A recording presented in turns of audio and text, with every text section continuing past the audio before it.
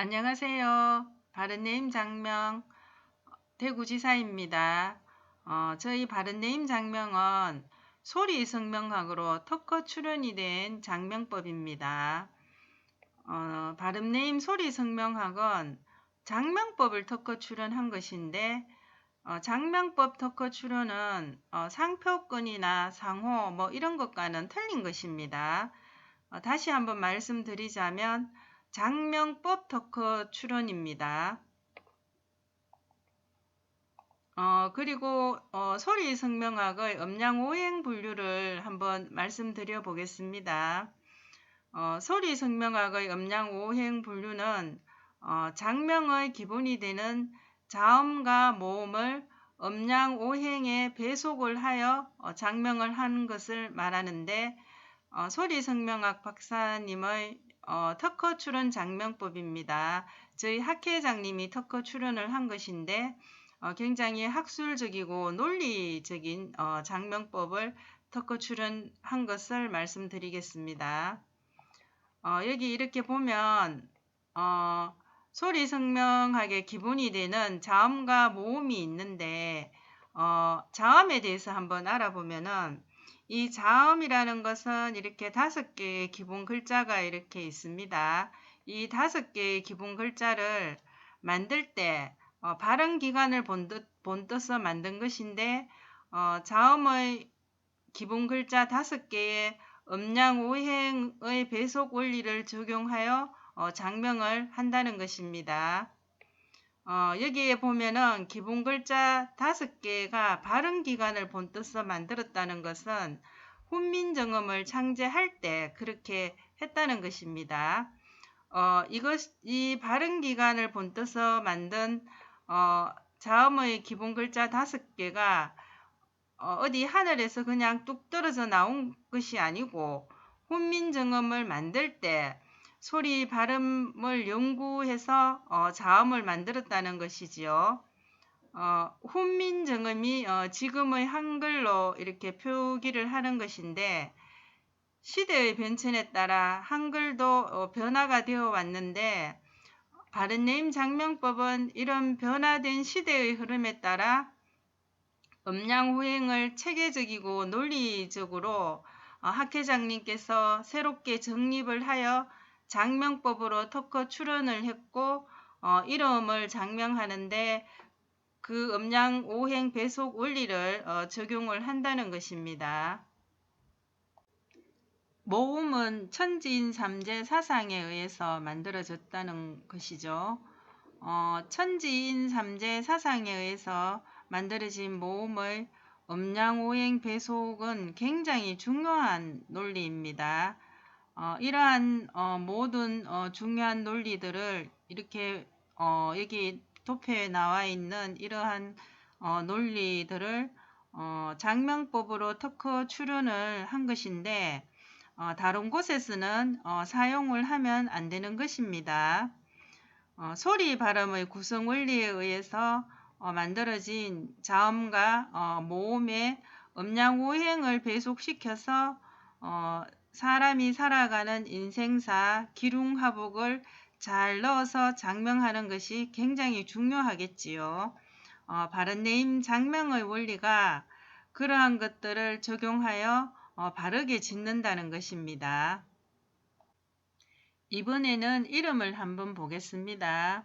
83년 남자분입니다. 여기 이름을 보면 이름에 여기 숫자가 나와 있습니다. 이 숫자들은 고유수 도출법으로 도출을 한 것인데 이 도출법도 특허 출원을 한 것입니다. 이 특허 출원이라는 것은 굉장히 중요합니다. 장명법 특허 출원과 고유수 도출법 특허 출원입니다. 그 어떤 것보다도 굉장히 체계적이고 논리적이며 학술적이라는 것을 여기에서 증명을 하는 것입니다. 여기 이름을 보면은 청간과 지지로 한번 나누어 보겠습니다. 이렇게 해서 청간과 지지를 이렇게 보면은 이 위에 있는 것이 청간이고 밑에 있는 숫자들이 지지입니다. 그리고 이렇게 청간과 지지에서 이렇게 성을 한번 이렇게 나누어 보겠습니다. 성이라는 것은 선천적인 것을 성이라고 그러지요. 여기 성에서 보면은 있는 숫자를 보면 천간에 1과 0이 두 개가 있습니다. 그리고 이렇게 지지에는 2와 9가 두 개가 이래 있습니다. 그리고 여기 이름에 맨 첫 번째 일이 나오는 이것이 중심명운이라고 그래서 굉장히 중심명운이 중요한 역할을 합니다. 이렇게 여기에 성에서 없는 것들을 보면은 있는 것을 빼면 없는 것이 나오겠지요.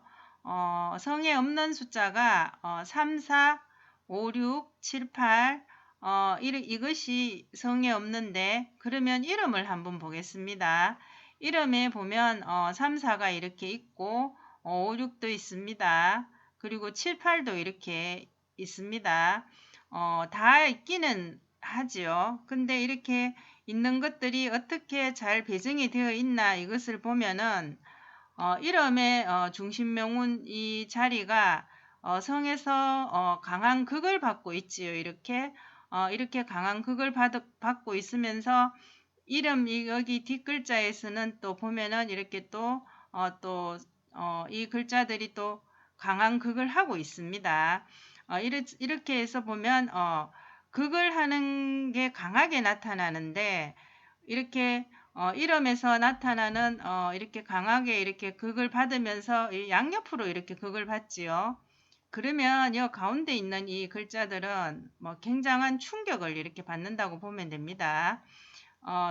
이렇게 여기 9가 3을 이렇게 또 강하게 극을 하고 있는데 강하게 극을 한다는 것은 안 좋은 영향들이 많이 받을 수가 있겠지요. 말을 하자면 이렇게 9라는 숫자가 이렇게 9라는 숫자가 이렇게 식상을 강하게 극을 하고 있고 또 식상이 또 관성을 또 이렇게 강하게 극을 하고 있습니다. 이런 사람들의 이제 이름을 대표적으로 보면은